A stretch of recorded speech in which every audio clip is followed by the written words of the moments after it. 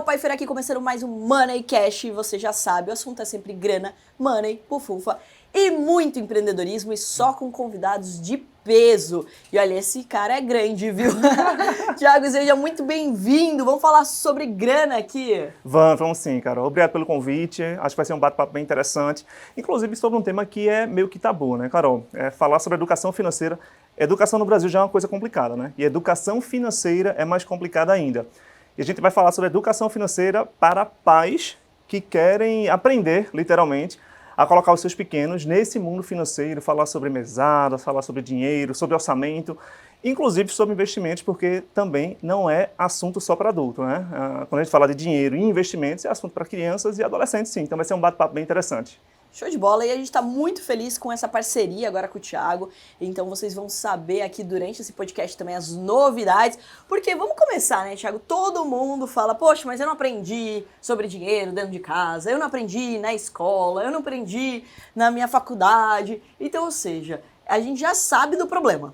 Isso. Agora tem que criar a solução. E daí, né, como que surgiu a educação financeira primeiro na tua vida? Em que momento você achou importante se dedicar a esse estudo? Porque vamos lá, quando a gente fala de educação, é um assunto muito sério, não é simplesmente abrir uma câmera e sair falando ou falar alguma coisa da tua cabeça. Você precisa se preparar, você precisa estudar, você precisa entender, inclusive, como que as pessoas gostam de aprender. Em que momento que a educação financeira entrou na tua vida? Olha, Carol, é importantíssimo isso, porque assim, a minha base familiar ela não foi educada financeiramente falando. Eu venho de uma base familiar mais pobre, mais humilde, e eu acho que a dificuldade, inclusive, foi que me mostrou que a gente precisa fazer escolhas e renúncias para tomar uma decisão, principalmente financeira. A gente não consegue ter tudo, né? A gente não tem o dinheiro caindo do céu e por aí vai.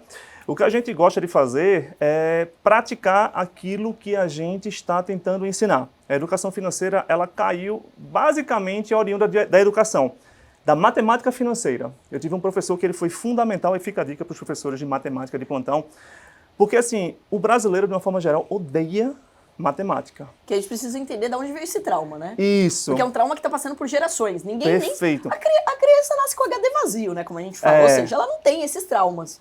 E daí, de repente, ela está traumatizada com a matemática. Com a matemática, isso. Por quê, né? Porque a gente não sabe ensinar matemática. Sim. É simplesmente uma fórmula, é um número, Tipo coloca uma umas decoreba. letras, exatamente, para você marcar V ou F ou marcar um X na alternativa correta. Mas, caramba, aí eu tive um professor, Carol, que era muito bacana. Professor de exponencial, matriz e por aí vai. Que é um assunto complicado, simplesmente para você colocar e deixar disponível, digamos assim, para a criançada, para a molecada, começar a colocar numa prova para tirar 10 e ótimo. O que ele fez foi o seguinte, ele pegava fatura de cartão de crédito. Olha, comprei na minha época não existia esses smartphones de última geração, né? Mas eu comprei alguma coisa bem bacana, dividi em 12 vezes com juros.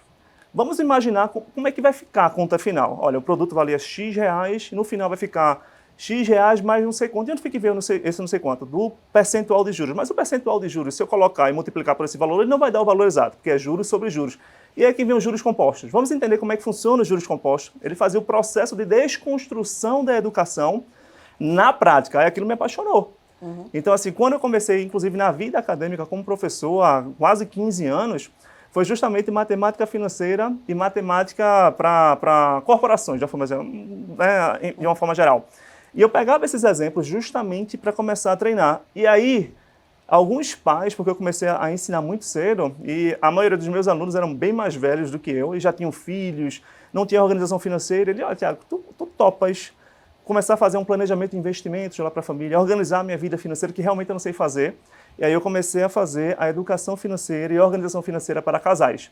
Legal. E dentro de organização financeiras para casais, fiz, olha, por que você não coloca Samuel? Por que você não coloca Arthur? Por que você não coloca Guilherme? Por que você não coloca Alice, que são os filhos, para aprender? Não, mas é coisa de criança. É óbvio que é coisa de criança. A Alice sabe que se você passar uma coisa chamada cartão de crédito... Tem um dinheirinho ali. Exatamente. Ele sabe que ele vai consumir algo, ele sabe que ele vai levar algo para casa. Então, essa coisa que você não teve na sua base, por que a gente não passa já para os teus filhos? E aí foi que veio a educação financeira de pais para filhos, que é justamente esse produto bem bacana que a gente está trazendo para o pessoal. Que bacana. E você começou falando sobre os casais, né? Que também é importantíssimo a gente alinhar aqui, que começa pelo exemplo dentro de casa, né? Isso. Eu acho que um dos livros que eu mais gosto do Gustavo Cerbasi é de Casais Inteligentes Enriquecem Juntos. Eu acho que só o tema, já a capa do livro, já é uma ótima reflexão. Porque ainda mais no mundo onde as pessoas estão cada vez mais egoístas, a gente fala de construção em conjunto, né? E isso acontece até dentro da própria empresa, e nos amigos, né, Thiago? A gente não vê as pessoas falando sobre dinheiro. Isso. E daí o que acontece? Ah, eu ganho dinheiro, mas eu não conto como que eu ganho dinheiro para você. Ou seja, cada um quer ganhar mais do que o outro, existe uma competição que ela precisa até ser resolvida, né? Porque isso que também influencia no sistema de colaboração. Né? Então você troca, pô, você está investindo no quê? Olha o que eu estou fazendo, olha, isso é um jeito mais inteligente de você diminuir custo e etc. Nessa troca você aprende muito mais, né? Então quando você provoca casais, já é uma provocação também familiar de uma organização financeira, né? Perfeito. Você foi cirúrgica na parte de competição. Se a gente for olhar algumas estatísticas que saíram recentemente, a gente vê que o principal gatilho que potencializa uma separação de um casal não é a traição, não é a desconfiança, eles estão ali entre os 5 principais. Mas o principal, o topo mesmo, é justamente as questões financeiras. E aí quando você vai olhar as questões financeiras, nós estamos falando da falta de comunicação transparente entre o casal, a competição entre o casal, a falta de incentivo para o desenvolvimento do parceiro ou da parceira por conta justamente da competição. Então isso é o grande gargalo e o catalisador. Então quando um casal ele se vê como um só, não é só na questão do amor, mas é na questão também financeira, na questão da tomada de decisão. Vamos dizer que eu ganho muito bem, você ganha muito bem, e eu compro um carro. Caramba, você comprou um carro, nem me falou. Caramba, é um carro. A gente não está comprando uma camisa, uma camiseta, alguma coisa assim. Então, diferentemente, olha, vou chegar, a gente está com dinheiro extra, a gente já investiu, a gente já tem com uma base sólida. Estou querendo trocar o meu carro. O que é que você acha? Não, por que vai trocar aquele carro? Você precisa também entender o processo contraintuitivo. O porquê comprar aquele carro. Às vezes o meu carro está perfeito, mas eu estou sofrendo, por exemplo, uma pressão de uma sociedade ou de um segmento de mercado que eu trabalho, por exemplo, médico. Sim.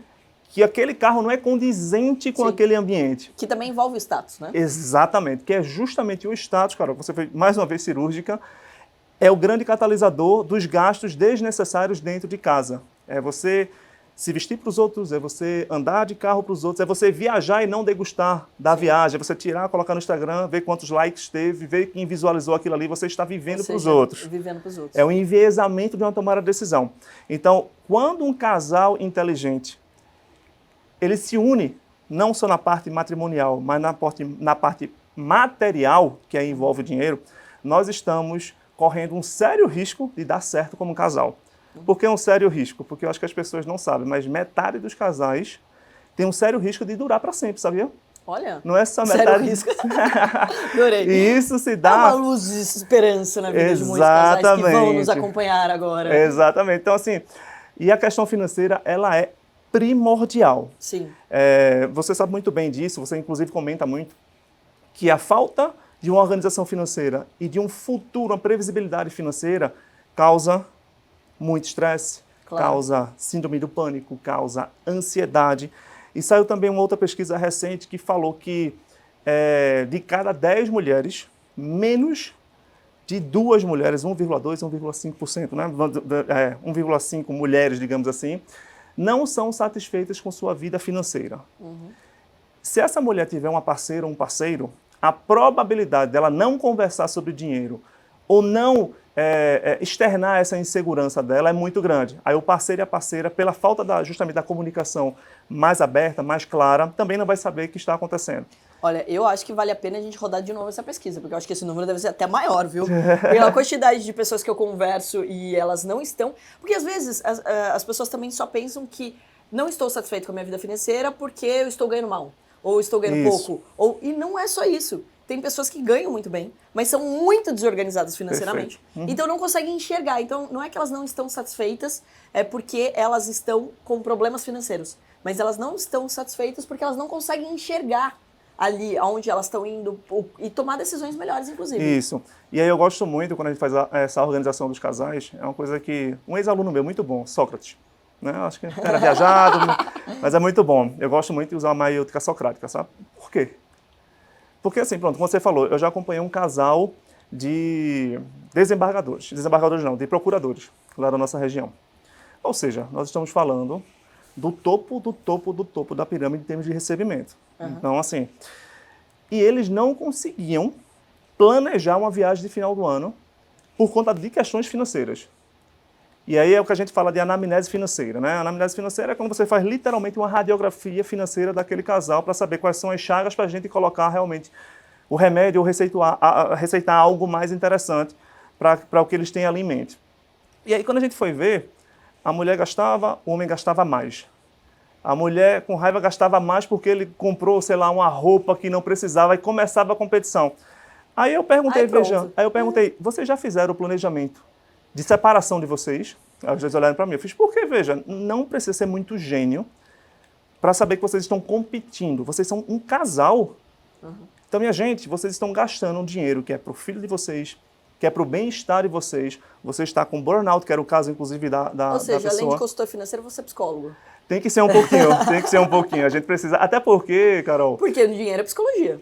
Total. É emocional. A planilha de Excel, ela é muito cirúrgica. Se fosse só número, ia ser muito fácil. Ela é muito cirúrgica, porque, como eu falei, quando a gente faz essa anamnese, a gente coloca linha por linha. Gasto com água, luz, telefone, restaurante, bababá. Tá lá a radiografia. O problema é, caramba, mas esse restaurante, se eu mudar desse para esse, o público que frequenta esse outro não é o meu público.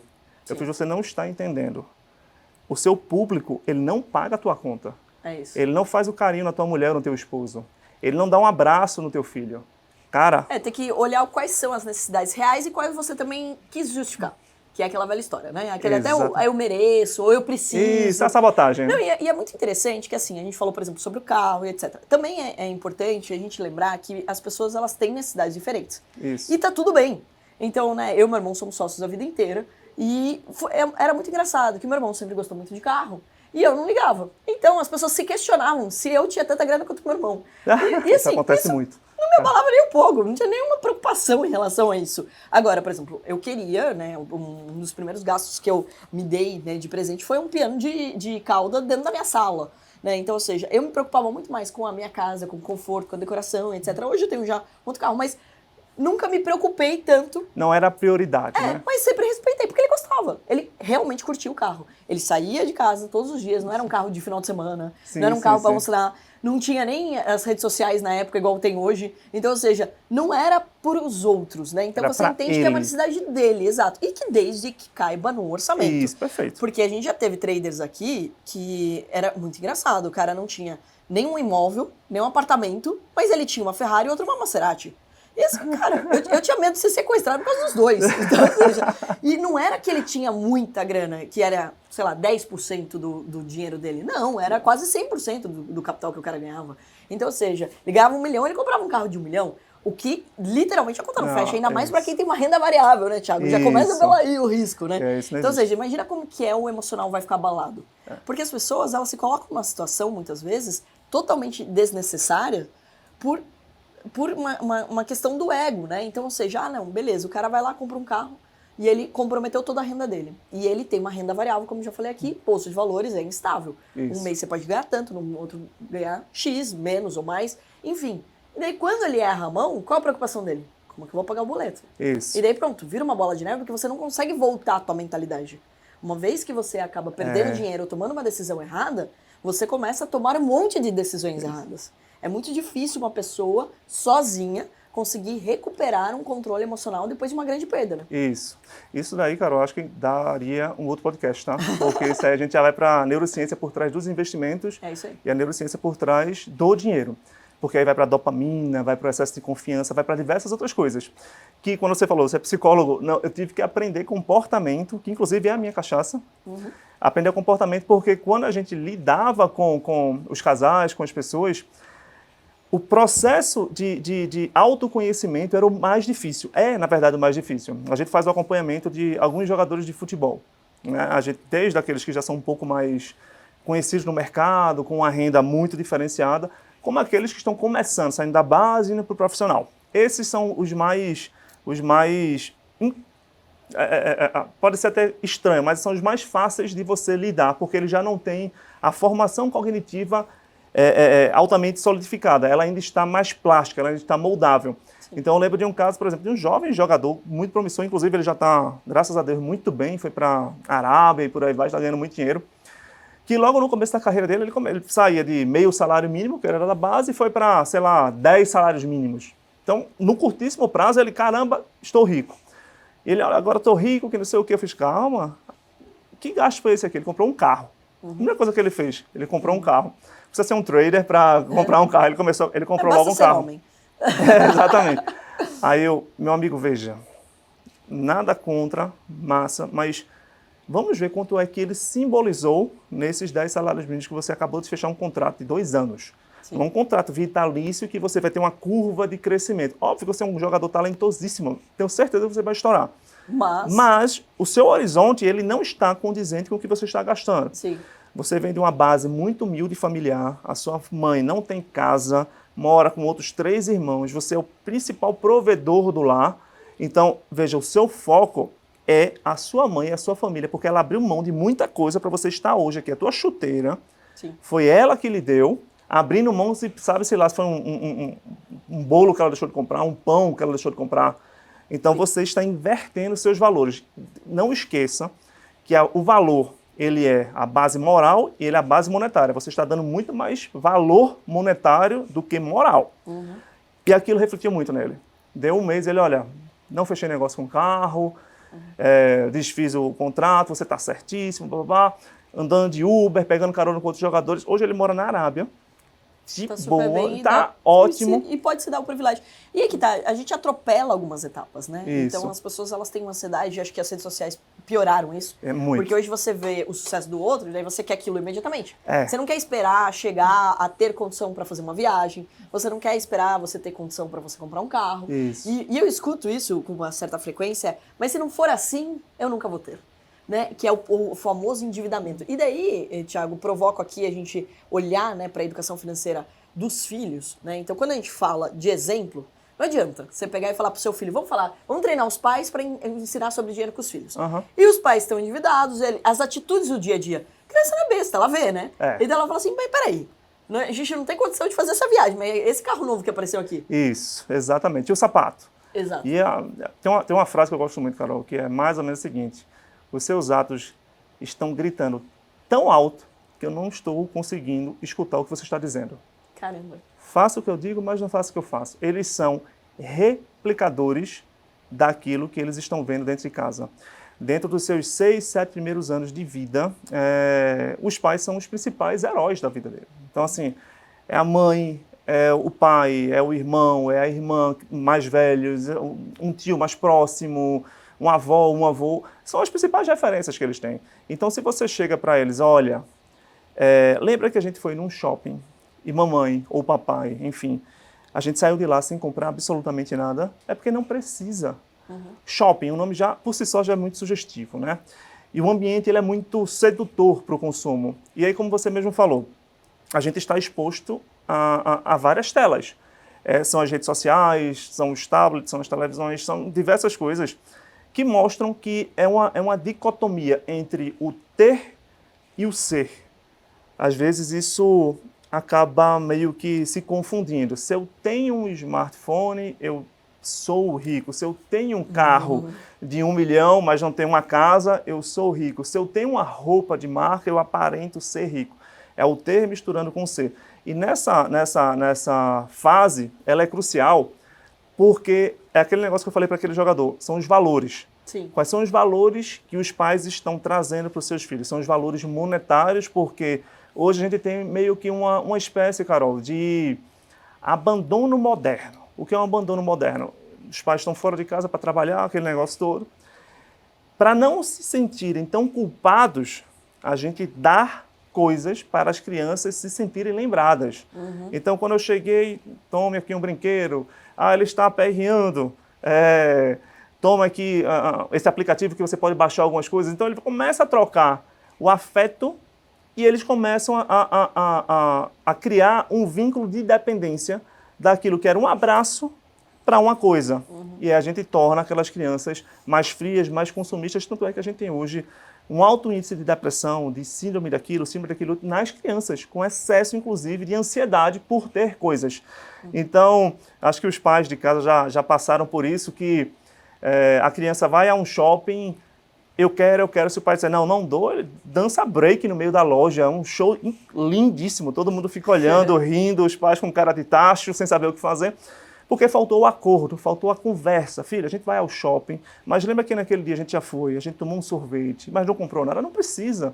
Porque você já tem seus brinquedos, você já tem suas coisas. Não tem pra cá não, porque meu amigo tem. Ótimo se seu amigo tem.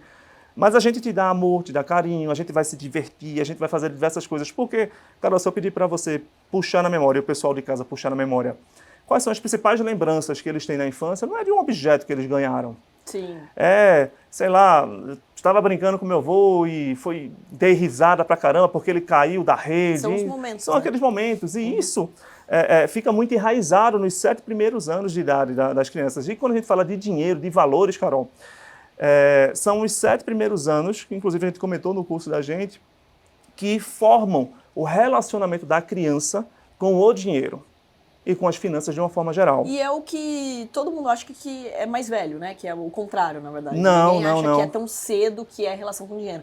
Né? Então, ou seja, os primeiros 7 anos são essenciais para isso. São. E como que começa introduzindo isso, Thiago? O que é importante o pai ter em mente, né? Porque a gente já falou aqui, eu acho que assim, do exemplo, né? Que precisa, não adianta nada você pegar e falar assim, beleza, a partir de agora eu vou ensinar o meu filho, mas você não está colocando em prática, ele vai ver que aquilo realmente é só uma farsa ali, né? Então, você não está mostrando qual é a realidade. Então, quais são os primeiros passos para fazer essa introdução?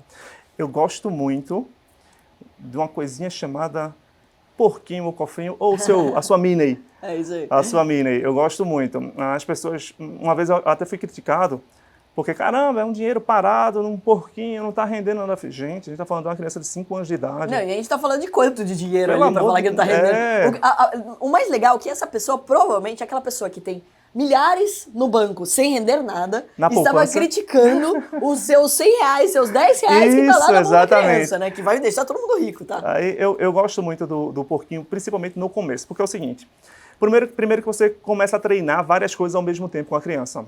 Por exemplo, o desenvolvimento motor, inclusive da visão da criança, ela é feita no tato. Então, se você pegar um porquinho, ela vai pegar naquilo ali, ela vai ver a imagem. Então, não é que a criança vai mexer em dinheiro, mas eu gosto muito do dia do dinheiro, ou o dia da moeda. Vamos dar uma criança de seus 3, 4, 5 anos de idade. Ela não tem uma noção mais profunda de uma coisa chamada tempo. É uma abstração muito grande. Para a gente é normal, 30 dias, 1 ano, a gente consegue fazer isso. Uma criança não tem a mínima noção disso de 24 horas, de uma semana, não tem. Então, quando você coloca num calendáriozinho que todo domingo, às 16 horas, um exemplo, filho, filha, vai ser o dia da moedinha. O que é que significa isso? Tem um porquinho que fica ali em cima, um rosinha, branquinho, enfim. E a gente vai lá, pega R$1, R$2, R$5 e vamos colocar aqui dentro.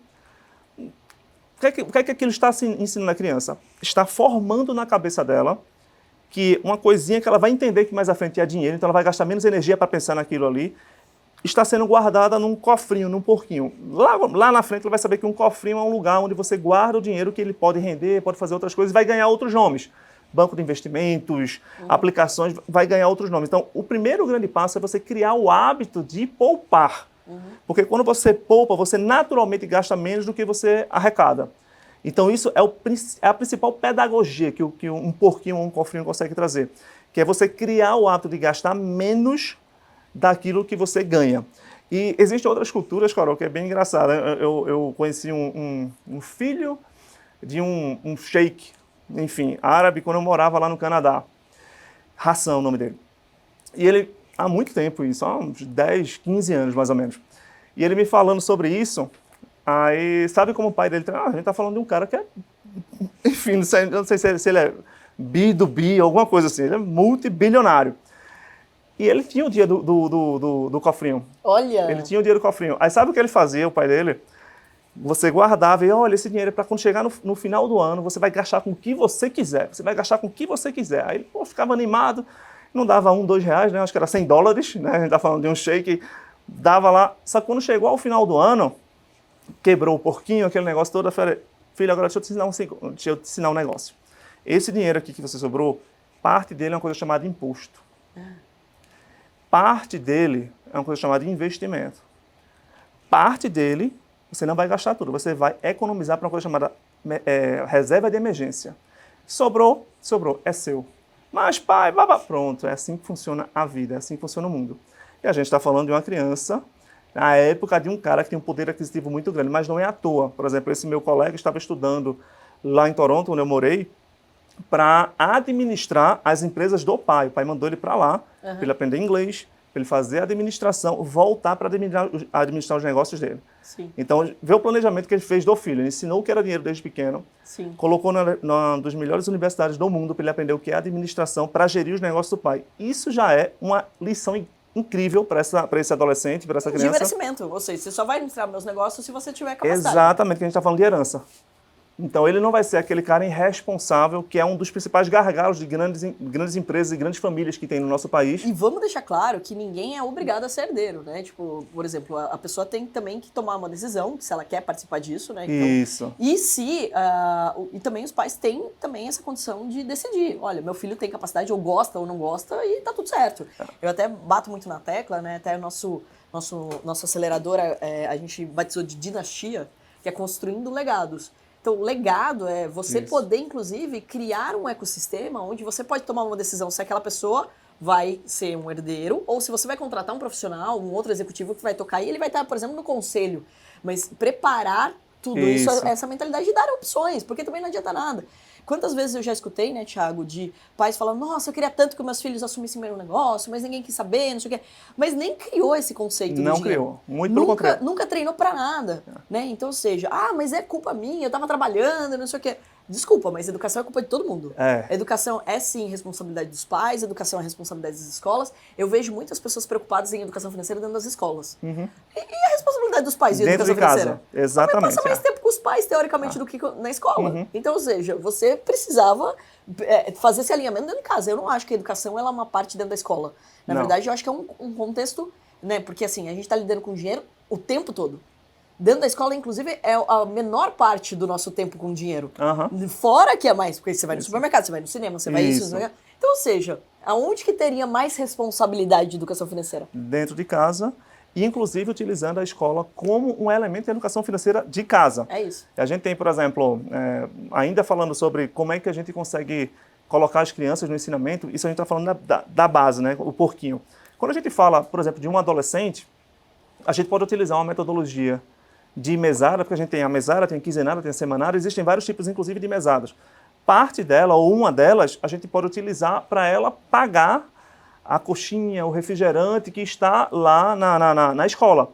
Então, olha, você vai receber toda segunda-feira. Sua vida. Você ganha o seu salário, isso, para fazer o processo de administração. E você gasta na sua comida, no seu transporte, né? A empresa não vai lá e compra teu almoço. Não. Então, você precisa sedimentar diversas bases, respeitando, inclusive, a idade, respeitando o desenvolvimento cognitivo, respeitando a curiosidade de cada um com relação àqueles temas específicos. É normal, por exemplo, vamos imaginar, trigêmeos, da mesma idade, mesmos estímulos, mesma família, mesmos valores, mesmo tudo, e tomadas de decisões completamente distintas com relação ao dinheiro. Um pode ser altamente gastador, outro pode ser meio termo, outro pode ser altamente conservador. E aí você pergunta isso... Então isso não tem nada a ver com signo, né? Porque... Não, tem não.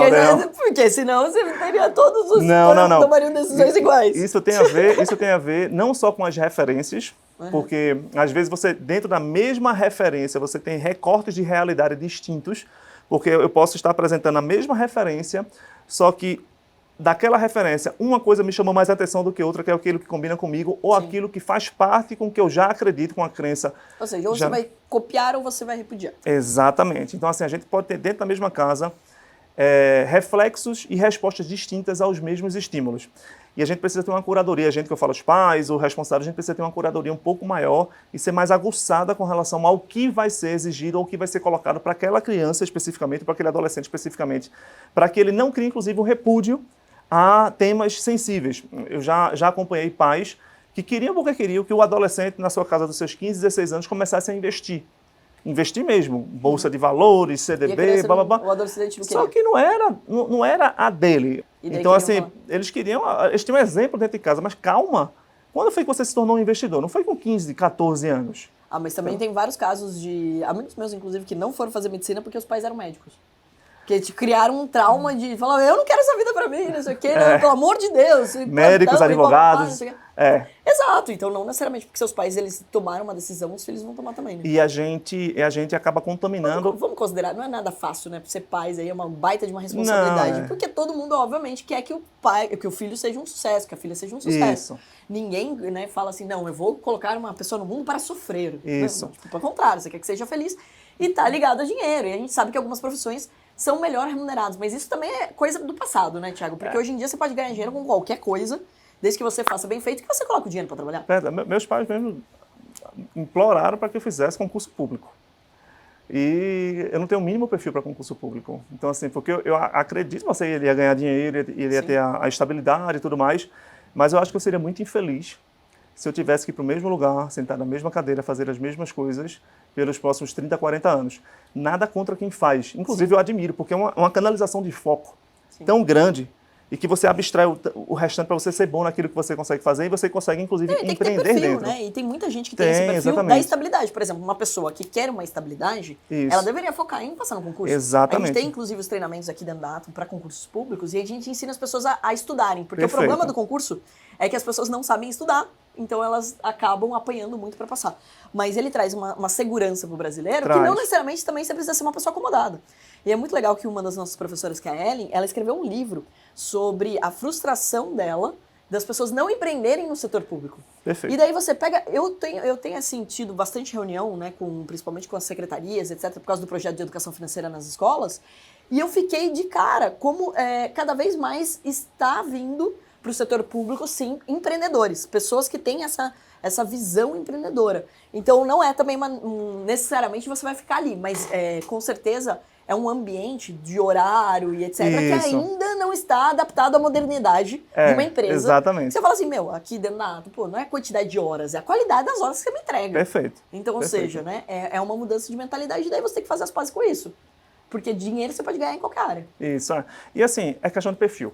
Isso. Perfil. Você primeiro precisa se entender como perfil, seja de consumidor, seja de investidor e seja de profissional. Sim. Porque assim, eu conheço muita gente que não tinha um perfil empreendedor, foi para o perfil empreendedor, quebrou a cara e foi para o perfil de concurseiro. E hoje ele é feliz da vida.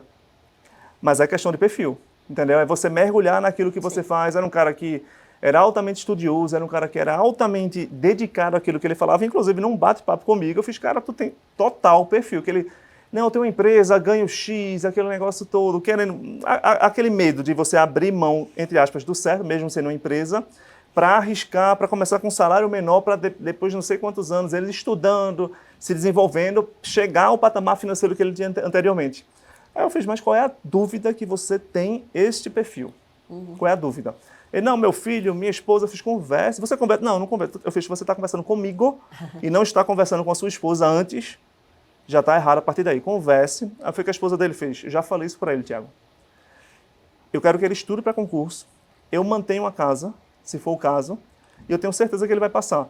A gente está fazendo a projeção de 2 anos, ele passou com menos de 1 ano. Olha só. Ele passou com menos de 1 ano. Por quê? Olha lá, uma conversa bem feita. Uma conversa bem feita e a segurança que ele teve da ratificação. Sim, claro. Entendeu? Então, assim, ele... Acredito que acho que foi no primeiro ou foi no segundo concurso que ele fez. Não, e metas claras, né? E com uma questão que é muito importante, que é essa segurança do tempo, né? Então, assim, não adianta você também colocar uma meta agressiva e falar assim, não, você tem que passar em 6 meses porque eu consigo manter a casa em 6 meses. Não. Você fala, não, vai demorar 2 anos. Isso. Conseguiu passar em 1 ano? Lindo, maravilhoso. Lindo, exatamente. Agora, se você pega e se projeta para 6 meses, daí você não tem grana para isso, que é o maior erro, inclusive, na hora de empreender. As pessoas vão lá e falam assim, eu não vou sair do meu emprego, eu tenho 3 meses para sobreviver. Aí acha que a empresa vai dar certo em 3 meses, que vai ter lucro, não sei o quê, e depois tem que voltar para aquele negócio. Isso. Tem que voltar para aquela empresa, né? E a pior sensação que você pode ter é essa de você acabar errando no time, se frustrando, né? Você, tipo, como se você tivesse, de fato, quebrado, dado errado e etc. E isso eu acho que para questão financeira, principalmente, eu acho que é péssimo. Não, é perfeito. E assim, esse casal que eu acabei de trazer agora, eu acho que, na verdade, eu tenho certeza que é o exemplo perfeito que ele tem para os filhos. Agora já deve estar na casa dos seus 12 para 13 anos. E a esposa, ela é médica, que bancava aquele negócio, só que ela é médica e ela abriu uma clínica na área dela, ou seja, ela é médica e empreendedora. Sim. E o pai, ele era empreendedor, foi para a área pública, está muito bem, e ele tem essa mentalidade de empreendedorismo dentro do segmento que ele está trabalhando agora. Sim. Ou seja, e dentro de casa, a educação financeira ela é bem bacana, porque é o seguinte, como ele viu que conversando com a mulher foi a principal base que ele teve para tomar uma decisão duríssima, que foi abrir mão, entre aspas, do certo, para trazer mais para frente, ele começou a colocar a gurizada para tomar decisões dentro de casa. E foi muito bacana, porque foi muito interessante, porque era o tipo da coisa, fulano, veja, você tem um curso de inglês, você tem a escolinha de futebol e você tem a academia. Nesse período que a gente vai passar, e até papai passar no concurso, você vai ter que abrir mão de um dos três. E aí? Aí ele fez um dos três, ele fez Aí, não, você não precisa responder agora não, tá? Daqui uma semana você me responde, se você quiser conversar com a mamãe, a gente está aqui, com o papai, a gente está aqui, para a gente ir orientar. Ele, beleza, não tem estresse nenhum. Aí, menos de uma semana, ele, papai, veja, eu refleti comigo mesmo. E eu acredito que, não lembro se foi a academia ou a escolinha de futebol, é a mais cara. Então, eu vou tirar o mais caro e fico com os dois mais baratos. Ou seja, pelo fato de já ter conversado... E ficou com o inglês, que daí pelo menos tem uma outra porta que abre. Isso, né? exatamente. Ele foi bem estratégico também. Mas foi bacana porque quando você dá a responsabilidade de uma tomada de decisão, não é aquela coisa arbitrária que pode, inclusive, gerar revolta. Vou tirar do curso de inglês. Ele poderia ficar pé da vida. Sim. Entendeu? E não aceitar as outras coisas. Então, esse processo de educação financeira, dentro de casa, com os pais, com os filhos, tem primeiro o reflexo da referência. O pai ia sair do emprego, entre aspas, ia diminuir um pouco o peso que ele tinha na empresa. Naturalmente, a gente ia ver a renda cair, a mãe iria bancar, e para isso eles estavam abrindo mão Sim, de todo diversos... mundo participando. Isso. Mesmo se não precisasse, só o fato de você fazer isso, né, Isso. já que alguém está abrindo mão dentro de casa, é justo que todo mundo, Isso. E de alguma colocou, forma, né? E daí você tira o peso da responsabilidade. tira e traz para junto, porque é o Sim. trabalho em equipe. Ele Sim. se sentiu parte do processo. Que legal. Ele não foi Ficou todo mundo na imposto, torcida. ficou exatamente.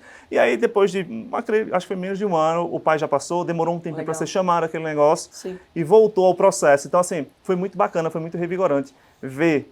Porque a gente acompanhou de perto justamente para equilibrar as contas projetadas para os próximos 2 anos, Legal. sem baixar tanto o padrão de vida. Ô, Thiago, e vamos aqui entender um pouco mais, pais que não têm educação financeira.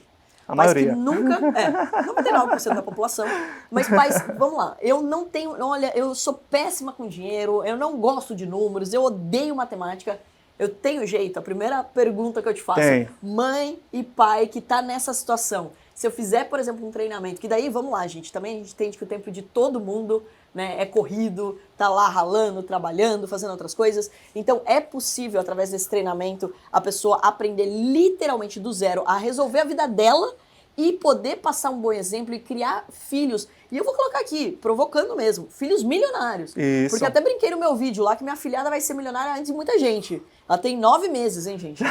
Por quê? Porque eu já comecei fazendo investimentos pra ela. Perfeito. E ela tem 18 anos pra ser milionária. É muito tempo. Tem, gente. tem. Olha, Carol, inclusive, isso que você está fazendo para sua afilhada é um modelo de mesada que a gente conversou, que é mesada de terceiros. Sim. Né? Você consegue abrir uma conta de investimento já para ir colocando, isso acontece muito.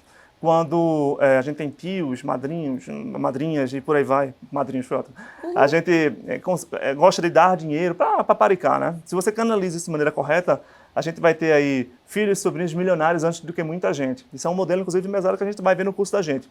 Mas a maioria esmagadora das famílias, Carol, elas não têm a mínima noção do que é gerir recursos financeiros. Se a gente for olhar, a gente tem aí milhões e milhões de pessoas já com nome sujo na praça. A gente tem outras milhões e milhões aí já com o nome quase lá, né, super endividadas. E quando a gente vai abrir essa radiografia, é capital do terceiro, é cheque especial, são diversas coisas que acabam corroindo o poder aquisitivo daquela família. E quando você vai conversar com as famílias, mas se eu não fizer isso, eu não vou conseguir ter, que é dividir no cartão de crédito, por aí vai. A primeira grande coisa que a gente faz nesse nosso treinamento é uma autoavaliação de quem sou eu como consumidor. A gente precisa se entender.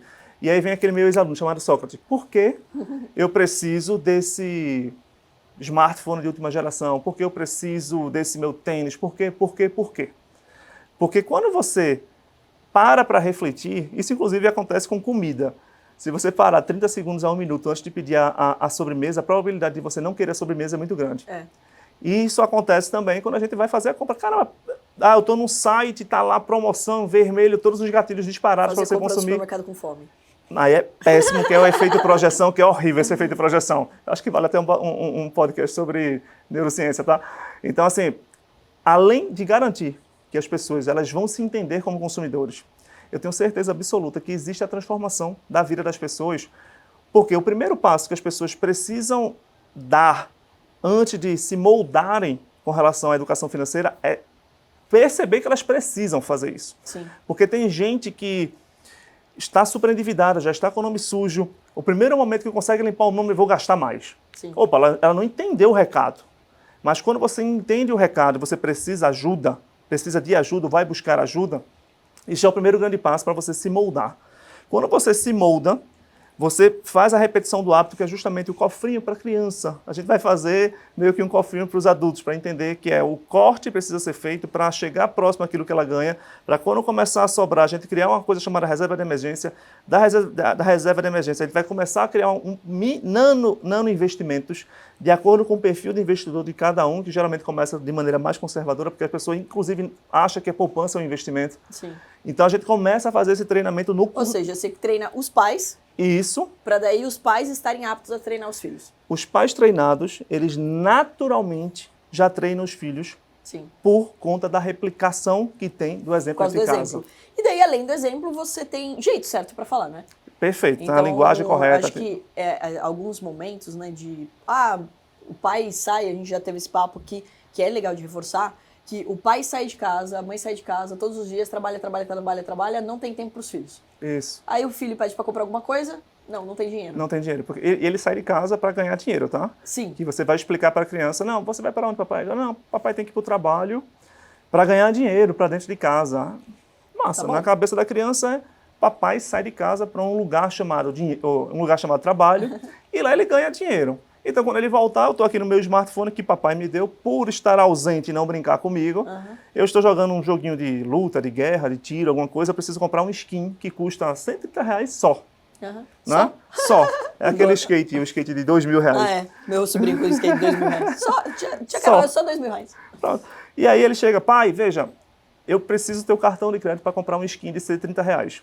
Aí o pai, não, meu filho, tá muito caro, eu não tenho dinheiro. Olha a incompetência e a incoerência no discurso. Poxa, se você sai de casa todos os dias para ganhar dinheiro, você chega à noite, tarde da noite, de mau humor, cansado, mal fala comigo, mal fala com a mamãe, mal fala com a companheira, com o companheiro, e você não tem sequer aquele objeto que você saiu para chegar em mau humor, tem alguma coisa muito errada com você, viu, papai? E o seu tempo ele está sendo muito mal administrado, a tua energia está sendo muito mal gasta, porque você não está acompanhando seu filho. Gera uma raiva, né? A criança já vai gerando uma Gera raiva o no trabalho, repúdio. porque daí o trabalho é ruim, né? Isso. O trabalho deixa meu pai mal-humorado e o trabalho não dá dinheiro. E não dá dinheiro, exatamente. E você perde dias preciosos, não só de crescimento, de acompanhamento do teu filho, do pequeno de uma forma geral, mas você não passa a mensagem correta para ele. Sim. E aí lá na frente tem uma frase, eu acho que é de Pitágoras, que fala: educai as crianças para não ter que punir os adultos. Então, lá na frente, você vai ter que punir os adultos. E não estou dizendo os pais, não. É o mercado que pune os adultos. E é por isso que hoje a gente tem vários novos adultos ou jovens, quase na sua faixa dos seus 20 e poucos anos, que quando chega no mercado de trabalho, leva a primeira porrada, já, síndrome daquilo outro, vou deixar o emprego, vou fazer aquilo outro, porque não foi moldado para aguentar a porrada que deveria ter sido moldada. Tiago, vamos ser sinceros aqui, né? A gente está falando que ninguém teve educação financeira. Não. Mas também, né, ninguém foi treinado para ser pai, para ser mãe, né? Isso. Também não existe aula para isso, né? Não existe aula para isso, mas pelo menos... É a nossa nova escola, então. Treinando pais. Exatamente, mas pelo menos... Para ter filhos vencedores. Mas pelo menos, Carol, a gente tem referências, sejam elas boas ou ruins, dos nossos pais. Quando a gente fala de educação financeira, a gente nem tem referência, nem boa nem ruim. A maioria das vezes... não, pode ser a referência ruim? Eu não sei. Porque eu já acompanhei várias coisas que eu perguntei, e aí, como é que funciona a tua educação financeira aqui dentro de casa? Conversando com os adolescentes. Aí ele falou, eu não sei porque a gente não conversa sobre isso. Ou seja, a gente não tem sequer a referência boa ou ruim. E tem um caso que eu acho que vale a pena para o pessoal que está acompanhando, que é outro público que está dentro, inclusive, do curso da gente, que foi um caso que me marcou muito, dessa questão da educação financeira e como é que ela pode ser ótima ou como ela pode traumatizar. Conversando com um adolescente que estava na casa dos seus 13 para 14 anos, com o nosso psicólogo, que se chama PlayStation. É ótimo esse psicólogo, porque o foco é uma coisa, então você começa a pegar as arestas das conversas, né? Jogando PlayStation, jogando um jogo lá de luta, blá, blá, blá. Eu sou péssimo, porque na minha época o videogame só tinha 3 botões e tem não sei quantos, eu não tenho essa habilidade manual mais, né? Olha, eu tô nessa também. Eu comprei, daí eu fui jogar com meu sobrinho Mortal Kombat, que eu achei que eu ainda era boa nisso. Não. A primeira luta eu ganhei. Depois da segunda em diante eu só perdi. E ele entrava assim, ó. A gente acha que o videogame estraga, né? Mas a leitura dinâmica desse rapaz está de parabéns. Thiago, ele entrou na lista ali, ele viu os golpes. Em 2 segundos ele decorou os golpes e ele já estava fazendo certo no botão. Eu não, eu estava apertando qualquer botão. Gente, tem estratégia, tem leitura dinâmica, tem tomada de decisão. Tem timing, tem diversos. Tem tudo, tem muita coisa ali. Aí conversando com esse adolescente, aí eu fiz, eita, tá chegando dia 30, né? Ele fez, dia 30. Vai receber a mesada. Aí ele calou-se. Fiz, opa, tem alguma coisa errada. Aí eu fiz, olha, você tá conseguindo economizar? Aí ele fez, não, eu não gosto de economizar. Aí eu fiz, tá, mas por quê? Não é mais interessante você economizar? Por exemplo, você disse que queria um novo jogo do teu PlayStation aqui. Se você economizar, você ganha uma mesada bacana. E a gente fez o planejamento junto, eu e você. Que eu sentei com ele para quanto é que você gasta de escola, quanto é que você gasta com os amigos, blá, blá, blá, blá. Dá para economizar. Aí ele fez, não, mas eu não gosto de economizar. Aí também não forcei. Pá. Depois de eu apanhar umas 3, 4 vezes, eu falei, mas eu não entendi por que você não gosta de economizar. Pode me dizer? Aí ele fez, porque meu pai vai pegar meu dinheiro. Aí eu, eita. Tem alguma coisa de errada, literalmente. Eu falei, mas pegar teu dinheiro, eu não entendi. Vamos conversar sério? Você pode confiar em mim. Vamos conversar sério? Aí ele, bora, vou lhe falar. Aí pronto, aí ele fez, olha, quando eu era pequeno, eu tinha o meu cofrinho. Meu pai colocava o dinheirinho lá, notas de um poder aquisitivo bem interessante, ou de 50 ou de 100 reais naquele cofrinho. Passou um momento que eu acho que ele precisou, que ele foi pegar meu cofrinho. Eu fiz, olha, não pegue não, porque quando eu ia mexer na carteira dele, ele disse para não pegar sem autorização dele. Certíssimo. Só que ele foi pegar no cofrinho da criança naquela época. Aí ele fez, o dinheiro é meu que ele deu, eu vou pegar. Aí ele pegou o cofrinho, abriu, tirou um dinheiro que ele estava precisando. Acabou com toda a educação que Acabou com toda a educação financeira. Então aí eu fiz, veja, eu falei para você confiar em mim, não foi? Acabou de falar que pode assaltar quando der tudo errado. Então, aí eu fiz, olha, eu falei, eu disse para você confiar em mim.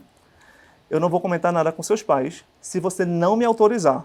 Mas se você me autorizar, eu garanto a você que isso não acontece mais. Você confia em mim? Ele fez, eu confio. Eu posso conversar com seus pais e eu vou conversar na sua frente para a gente fazer um acordo, todo mundo aqui, ele pode. Eu desliguei o PlayStation para ele apanhar, acabei de apanhar. Acabou.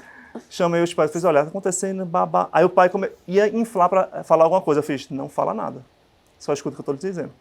Assim, assim. Isso não vai se repetir mais.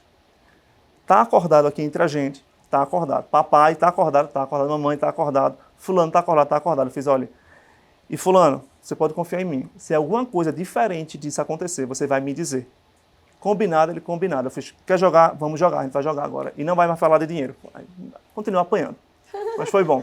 Então, assim, você precisa entender que pequenos movimentos traumatizam e pequenos movimentos também são muito bacanas. Então a gente precisa entender que eles são literalmente replicadores. Se isso não tivesse acontecido, essa conversa não tivesse acontecido, esse adolescente cresceria já com o péssimo hábito de gastar, exatamente, com medo de que alguém fosse sempre pegar esse dinheiro perfeito, ou que dinheiro fosse para outra coisa. Exatamente. Eu também já escutei essa. Eu vou perder mesmo de tal forma, então eu já vou gastar aqui mesmo. Não, isso não existe, né? Isso não existe.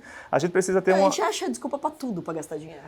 E assim, não precisa gastar dinheiro. A gente é oriunda de uma sociedade altamente ostentadora. A sociedade brasileira, ela é ostentadora. É fácil gostar de coisa boa, né? Você falar que é difícil. Gostar de roupa boa, comida boa. Isso. E assim, dizer que dinheiro é ruim, não óbvio que não é, né? Compra um monte de coisa boa. E outra coisa, traz diversos tipos de liberdade. Quando eu vou fazer uma anamnese com algum casal, fazer algum tipo de organização, a primeira coisa que eu foco nesses casais é que eles enxerguem no longo prazo o que é que o dinheiro vai trazer para eles. Sim. E geralmente é o processo de libertador, seja ele geográfico, de estar em vários lugares ao mesmo tempo, sem precisar estar em loco num trabalho, por exemplo. A liberdade financeira, óbvio, de querer comprar ou não precisar comprar alguma coisa quando ele bem entender. E meio que uma liberdade social. Por que uma liberdade social? A gente precisa provar tanta coisa. Para, inclusive, pessoas que a gente não está nem aí para a gente. Não é? A gente se veste, a gente vai para restaurantes, a gente tem carros, a gente viaja, a gente degusta várias coisas Um pros baita de outros. exercício, porque é muito mais fácil você aceitar Isso. do que você mudar. Agora, óbvio, tem algumas coisas que são importantes, né? Eu vejo também as pessoas se preocupando muito, ou às vezes se preocupando de menos, né? Assim, quando empreendedor fala, não, mas, pô, grandes empresários, bilionários andam de camiseta branca e calça jeans e não sei o quê, eu não preciso me já arrumar escutei para muito isso. Aí eu falo, olha, então, quando você chegar lá, Então, porque até você provar que o que você vai falar merece espaço. Perfeito, exatamente. Então, assim, tem coisas que não vão mudar. Você vai para uma reunião dentro de um banco, você vai lá no BTG, tipo, uma reunião com o Esteves, você não vai sentar Você não vai, de regata e bermuda, né? Ele não vai, tipo, dar moral. Então, ou seja, você vai criar, e a palavra já diz isso, é um pré-conceito. Isso. Desnecessário. Então, óbvio, você não precisa sair, e eu acho até engraçado, né? Eu brincava muito com um amigo meu que ele parecia outdoor das marcas. Eu falei, elas estão te pagando esse outdoor? Você paga caro ainda pra fazer propaganda dos outros? Não tem essa necessidade, não precisa ser 880 aqui também. Mas você se vestir bem, você mostrar que você tem um cuidado com a sua aparência e tudo mais, acaba sendo importante na hora de uma negociação. Total. Porque alguém quer fazer negócio com uma pessoa que também gosta de si mesmo, né? Então, ou seja, pô, eu tô preocupado com a minha aparência. E você mostra respeito para outra pessoa também. Exato. Então, ou seja, é muito mais fácil você aderir ao sistema do que você pegar e questionar ele. Agora, dar isso como desculpa para esse consumo, que eu já tive também amigas, eu tenho uma amiga médica, inclusive, que mudava de carro o tempo todo e que comprava roupas caríssimas. Meu, o armário dela custava muito mais do que o meu. E ela ganhava muito menos do que eu, né? E sempre estava apertada e tudo mais. E eu falei, mas pra que isso, né? Não, porque isso está me trazendo paciente. Eu falei, mas eles estão exatamente vendo isso? Isso. Porque às vezes você tá falando uma coisa que ninguém tá vendo. Né? Então isso você é uma percepção sua. E a mesma coisa, eu já fui em escritórios lindíssimos, onde o escritório de última geração e etc. E todo o time ali ganhava mal.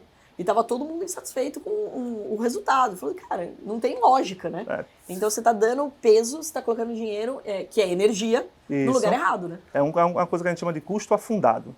Você está gastando dinheiro, tempo e energia numa coisa que não tem um retorno financeiro ou condizente com aquilo que você está empregando.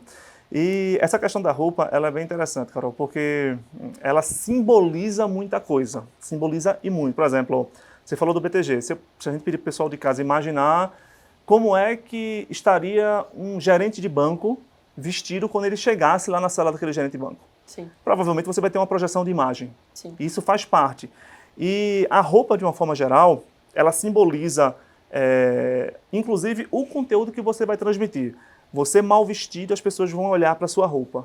Você muito bem vestido, as pessoas não vão olhar para a tua roupa. Elas vão olhar para você e vão prestar atenção naquilo que vocês estão falando. Nobre frase de Coco Chanel. Exatamente. Chanel maravilhosa, falou uma mulher bem vestida, vão dar atenção para a voz dela. Perfeito. Uma mulher mal vestida chamará atenção pela sua roupa. Perfeito, exatamente. E isso a gente traz até hoje, isso faz parte. É verdade. Agora você não pode pegar isso ao pé da letra e vou só me vestir bem justamente por conta desse processo.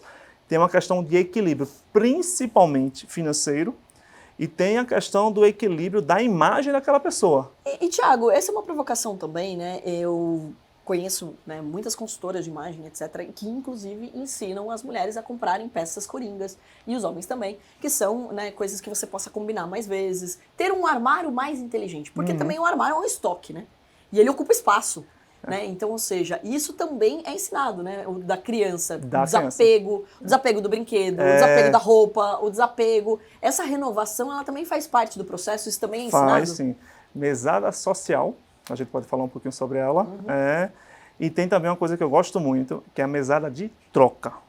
Como é que funciona a mesada de troca? Que a gente aprofundou um pouco mais no curso da gente. Mas é o seguinte, roupas, sapatos, brinquedos, coisas que não estão sendo mais utilizadas, inclusive na etiqueta, tá? Porque às vezes os fins justificam os meios. As crianças estão muito mais viciadas no ato de comprar, ou seja, no consumo, a dopamina vai lá para cima, pela possibilidade de comprar do que de ter. Sim. Ou seja, brinca lá 5 segundos, 10 segundos, já deixou de lado aquela boneca de R$150 e está lá. Eu gosto muito de colocar... Em geral, as crianças, elas perdem interesse em 36 dias. Eu fiquei sabendo desse dado porque eu tenho uma investida que criou uma coisa sensacional. Ela criou uma franquia para as mães, inclusive, alugarem brinquedos. Pronto, perfeito. Porque você pega assim, meses, né? 2 meses. Tem brinquedo que você só usa durante os primeiros meses. Que não é nem brinquedo, né? Que é um objeto lá pra ninar, etc. Tem um monte de coisa que a criança não vai usar muito tempo. Não né? vai mesmo, não. Isso daí é um E recorte. alugar é melhor do que comprar. Com certeza. E, por exemplo, quando você tem, e a criança, inclusive, já tem um desenvolvimento um pouco maior, inclusive, ela já está muito mais familiarizada com o dinheiro. Eu vou pegar um caso de adolescente, por exemplo, onde a gente consegue misturar vários tipos de mesada. E eu gosto de colocar essa mesada de troca como parte sine qua non para a mesada financeira, que é aquela que está com dinheiro como tudo. Olha, para você receber 100% da tua mesada financeira, você vai ter que doar ou vender uma quantidade X de bonecos, de produtos que você tem. Então faz parte. Vou ver um boneco parado aqui, que eu vi aqui no Mercado Livre ou no OLX, vi em algum tipo de algum site de venda, que ele está custando, sei lá, R$60, R$50. Eu vou colocar aqui para vender por R$40. É um complemento de uma mesada que ele teria. Então, Sim. se a mesada é, um exemplo, R$200, olha, esses 40 aqui você vai ter que se virar para conseguir. E se vender mais, melhor ainda, 40 vai ser da mesada e os 20, 30 excedentes vai ser para investimento. Né? A gente vai colocar no porquinho do investimento. Então, é de primordial importância ensinar essa questão do excesso de estoque de produtos, ou seja, de roupa, seja do que for, para justamente criar o desapego logo de curto prazo. Existem adultos altamente consumistas e acumuladores de relíquias, inclusive dentro de casa, que é um ativo parado que está se deteriorando. E se não tiver esse hábito de você se desfazer das coisas, você acaba literalmente acumulando ativos e despesas muito grandes. É um exemplo muito bacana que eu gosto de utilizar quando a gente vai falar de neurociência, aplicada principalmente a negócios, a finanças, é que é natural a gente comprar por impulso. Tá lá, 50% de desconto, 60% de desconto. Eu comprei uma camisa, uma roupa, alguma coisa, e, sei lá, cresci, engordei, emagreci, não cabe mais em mim, ou então estava lá na etiqueta. E aí, poxa, meses eu não vou mais usar essa roupa, vou doar. Aí vamos dizer que você comprou por R$100 aquela camisa. E aí você, não, vou dar para o meu sobrinho, vou dar para o meu tio, vou doar para alguém. R$100. Aí eu faço a pergunta, poxa, que ato bacana, você doou R$100 na etiqueta nunca usada. Se você tivesse achado R$100 lá no fundo do teu guarda-roupa, caramba, esses R$100 estavam aí, eu vou doar. Você faria isso? Não. Sim, mas por que não? Porque é dinheiro. E a camisa parada que você comprou, É dinheiro, sim. É dinheiro do mesmo jeito. Só que a gente substituiu o nome por outra coisa. Mas quando você contabiliza isso, né, que eu acho que é o mais bacana, assim, da gente também frisar, não é de lançar tudo. Eu acho que o brasileiro tem muita preguiça ainda nessa relação com a planilha, com o Excel, etc. Tem. Mas comece olhando, né, tomando as decisões. Se você observar 2 dias de hábitos, por exemplo, seu de consumo, você vai ver um monte de dinheiro indo pro ralo. Mas Aí você fala, cara, eu tô deixando de ir pra Paris. Isso. Né? Então, acho que é essa a reflexão que ela precisa ser feita. E é muito legal que eu tive aí o privilégio de ter pais que sempre tiveram, né, me mostraram essa relação de dinheiro desde pequena. E eu lembro que eu fui estudar numa escola particular, então eu tive o privilégio de ter uma escola muito boa. Só que meus pais, eles casaram muito cedo, eles não tinham muita grana. E é sempre muito claro em casa, olha, você não vai ter... Normal, chegou numa escola particular, você tem o tênis da moda, você tem... Ainda bem que tinha uniforme. Hoje eu entendo a importância do uniforme. Gente, uniforme é vida. Inclusive a minha mãe foi tão inteligente que minha mãe, ela tem confecção infantil, ela começou a fornecer, ela achava horrível o uniforme da escola e caro, ela começou a fornecer uniforme para a escola. E daí, olha que interessante, né? Aí foi maravilhoso, porque além dela fazer uma grana, eu sempre fiquei muito bem no uniforme. Então, meu uniforme nunca era velho, destruído, meu uniforme era sempre novo, né? Afinal, minha mãe que fazia o uniforme. Então, isso é maravilhoso. E isso surgiu também de uma vez que eu fui sem uniforme pra escola, porque, sei lá, eu acho que tinha 1 ou 2 e sujou e eu não ia ter como. Sim. E tomei uma bronca gigantesca, aquilo foi, né, meio traumático. Mas o uniforme é tão legal que ele faz com que a criança, ela seja avaliada só pelo conteúdo dela.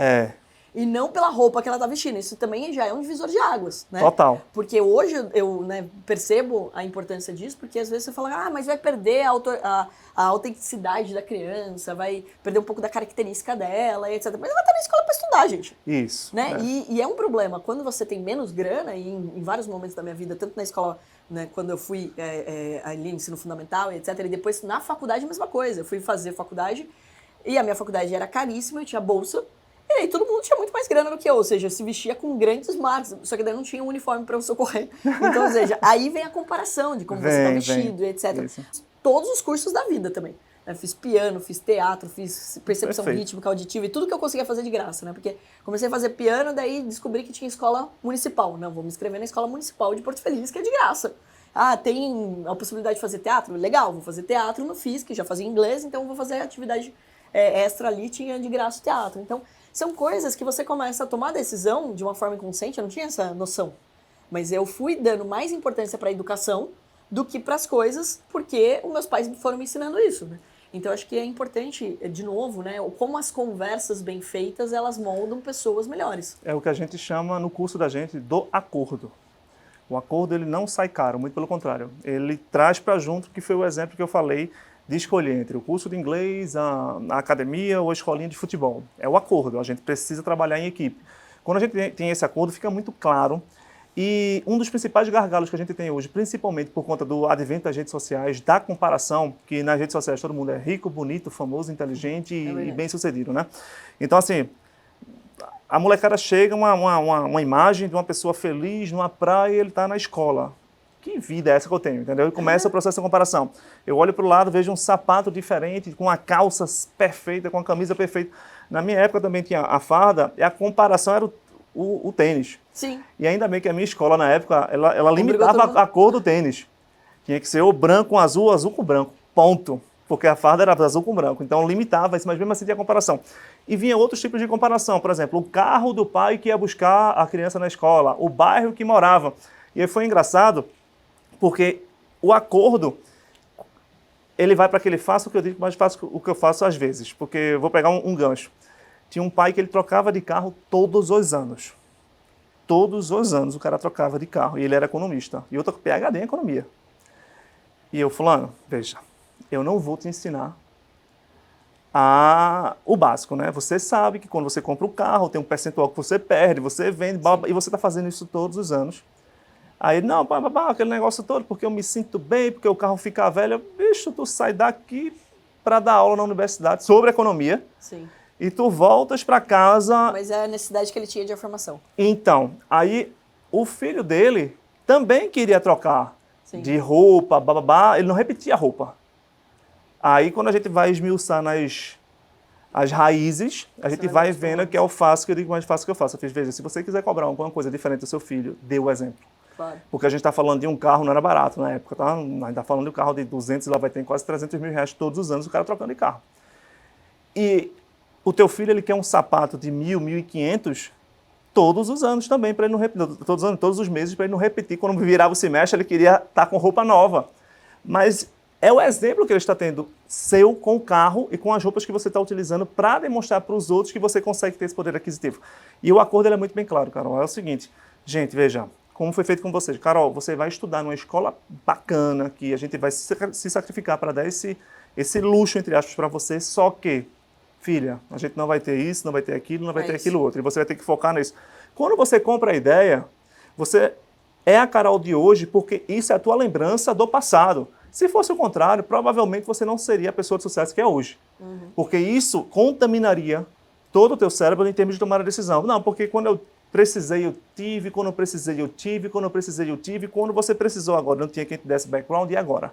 Sim. Então isso faz toda a diferença. Ou seja, pais, está na hora de vocês estudarem, porque afinal você não quer ser lembrado como trauma na vida do seu filho, da sua filha.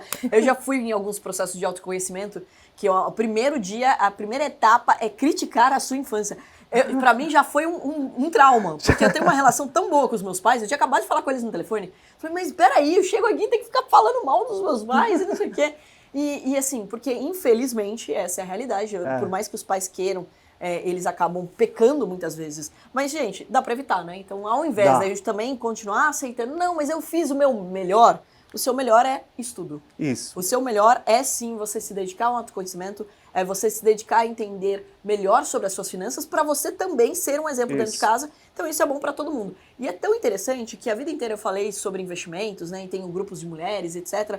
E nada pega mais do que quando elas viram mães. Você fala pra mulher, olha, você tem que lidar com dinheiro, você tem que cuidar dos seus investimentos, isso aqui. Ela vira, não, vou falar pro meu namorado, vou falar pro meu marido, vou falar pro meu pai. Eu falei, não, é pra você. É pra você. Agora, quando ela vira mãe, ela vira outra realidade. Ela fala, verdade, preciso dar um bom exemplo pros meus filhos. Exatamente. Então, eu acho que assim, a responsabilidade de ser pais é muito grande. Não dá pra esperar isso só das escolas. A gente tá fazendo um projeto muito bacana, muito bonito, pra entrar, inclusive, nas escolas públicas.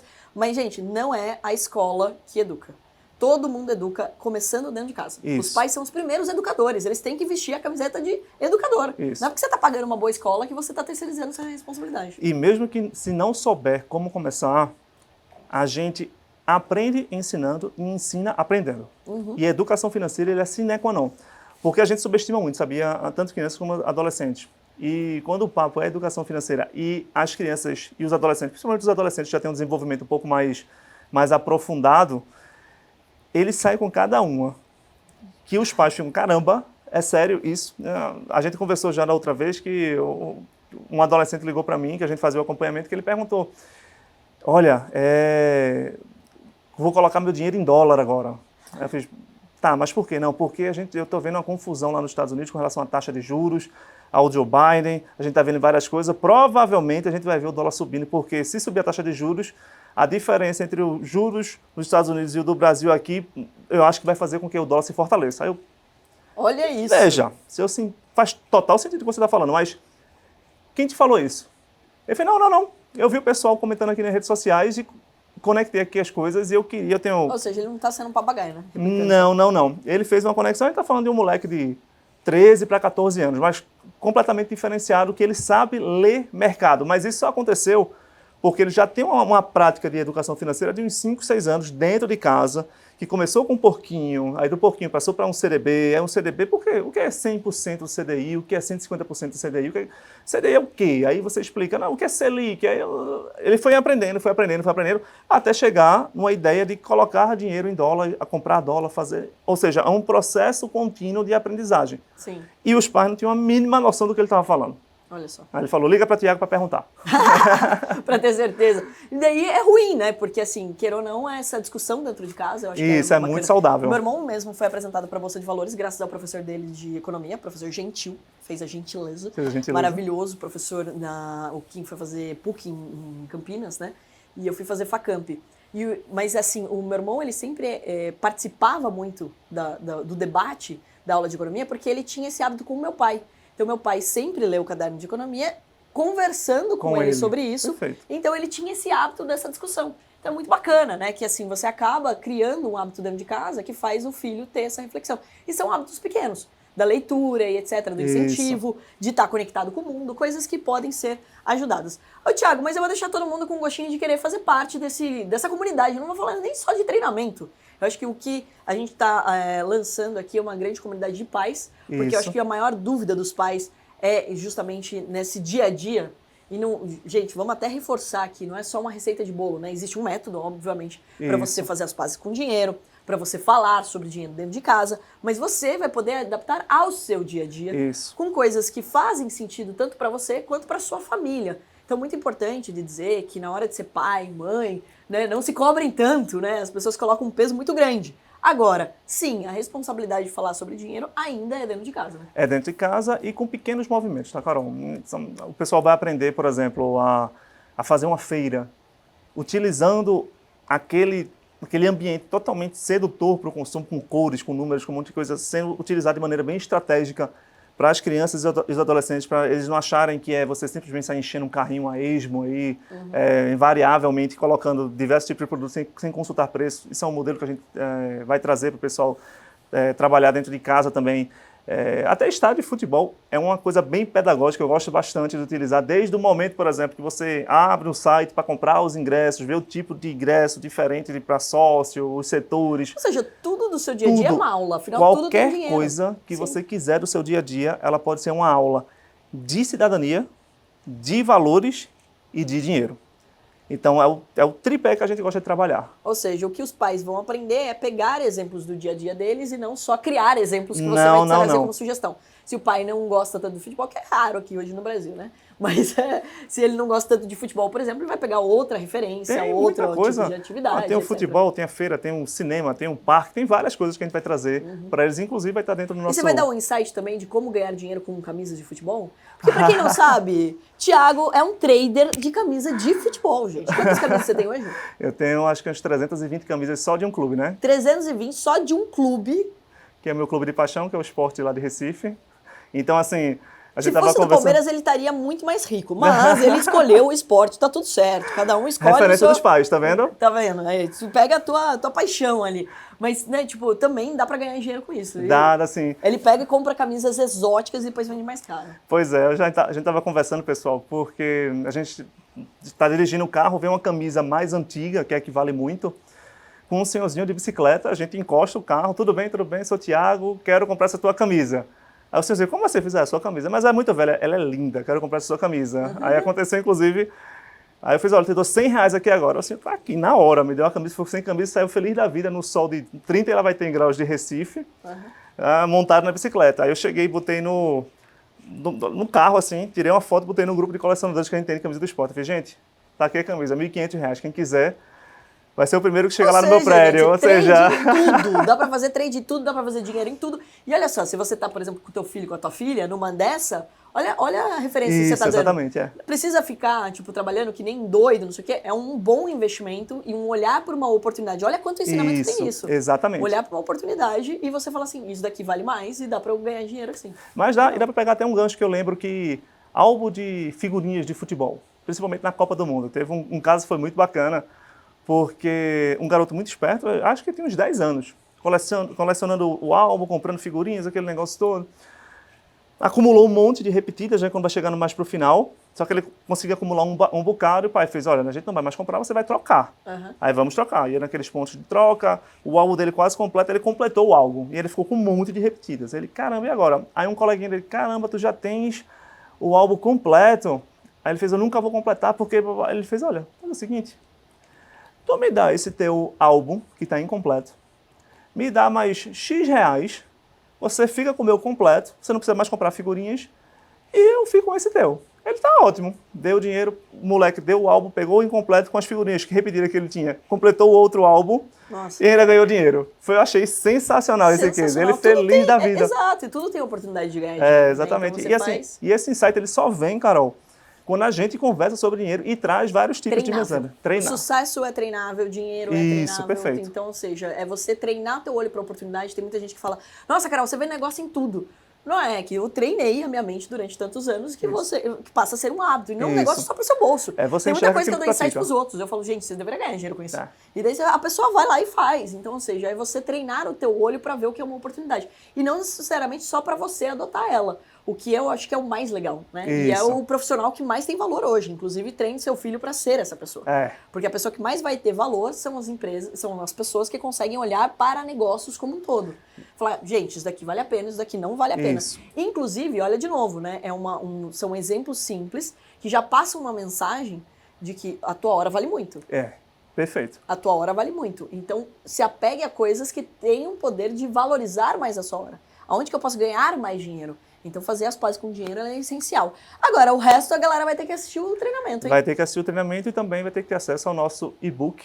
E o livro também vai ser físico, que daqui a pouco vai estar disponível nas principais localizações aí do Brasil como um todo, com vários insights, com vários temas, com vários exemplos, com várias coisas bem bacanas, que a gente preparou com muito carinho, com muita curadoria, com muita responsabilidade, e principalmente trazendo justamente esses insights de solução de problema. A gente vai querer solucionar problemas, vai querer trazer oportunidades e o pessoal vai aprender literalmente com a gente. Não só no curso, porque a educação financeira ela vem de berço, como a gente já conversou. São os 7 primeiros anos de vida que a gente consegue moldar, digamos assim, o nosso relacionamento com o dinheiro. Ah, não, mas já passou dos 7 anos. Veja, o nosso cérebro ele só se torna adulto a partir dos 25 anos de idade. Então, dá para trabalhar bastante. Nossa, isso explica muita coisa. Então, vai ser uma coisa bem bacana. Esse tipo de atitude explica muita coisa. Mas olha só, então, um treinamento completo, são mais de 15 anos, né, empreendendo na educação financeira, entendendo e estudando neurociência também, que é importantíssimo. Ou seja, não é algo aleatório ou que é um achismo. Não é São na coisas prática. colocadas em prática, vividas de verdade, e que você vai conseguir também ter acesso. Tiago, você vai voltar mais vezes, né? Então agora sempre aqui, nosso convidado. Espero que vocês tenham gostado. Obrigado mais uma vez. Eu que agradeço. Acho que foi um bate-papo muito enriquecedor, literalmente, para o pessoal de casa. E acredito que ele vai fazer um trabalho muito bacana para transformar a vida, não só das famílias, né? Mas a gente está falando de um legado, que é a coisa mais importante que a gente consegue deixar para os nossos filhos, que é justamente a educação. E quando a gente coloca educação financeira, é um legado muito rico no médio e longo prazo. Maravilha, maravilha. Pessoal, e se você gostou, é claro, compartilha com o maior número de pessoas. Já aproveita, manda esse link aí para os seus amigos que são pais, que estão ou que querem ser pais, para eles já irem aprendendo, fazerem as pazes com o dinheiro. Afinal, o dinheiro não é bom nem ruim, é só consequência do seu potencial bem aplicado. E ó, vou deixar o link aí também para você se você se interessou desse treinamento. Corre, se inscreve logo para essa comunidade de pessoas que querem mudar o nosso país falando abertamente sobre dinheiro, grana, money, bufunfa. Porque não é só dentro da escola não, viu? É dentro de casa que a gente muda a nossa realidade. Grande beijo para você e até o nosso próximo Money Cash.